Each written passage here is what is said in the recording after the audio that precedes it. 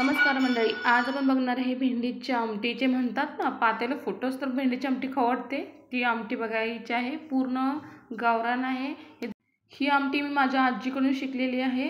काय करायचं, कढईमध्ये छान अशी भेंडी भाजून घ्यायची आहे। बघा, भेंडीचा थोडासा कलर बदललेला आहे, वासही खूप छान येत आहे।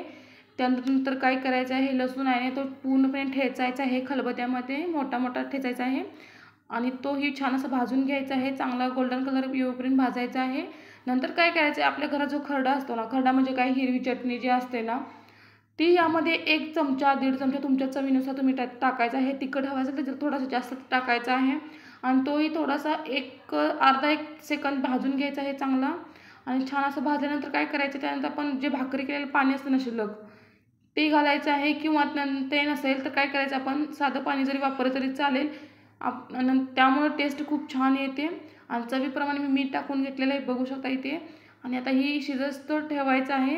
1-2 मिनिटांमध्ये छान अशी उकळी आलेली आहे आणि कमी गॅसवर शिजल्यानंतर आपण काय करायचं आहे, थोडंसं कूट घालून घ्यायचं आहे 1 चमचा, जेणेकरून ती आमटी थोडीशी पातळ वाटणार नाही। पूर्वीच्या बायका यामध्ये ज्वारीचं पीठ किंवा बाजरीच्या पिठाची जी भाकरी केलेलं पाणी जे उरायचं ना, ते पाणी यामध्ये घालत होत्या।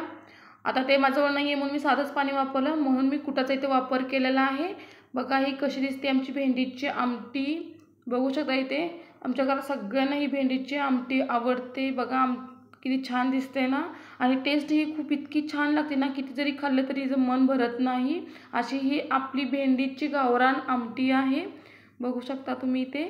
सोबत आहे बाजरीची भाकरी, चपाती, थोडासा भात।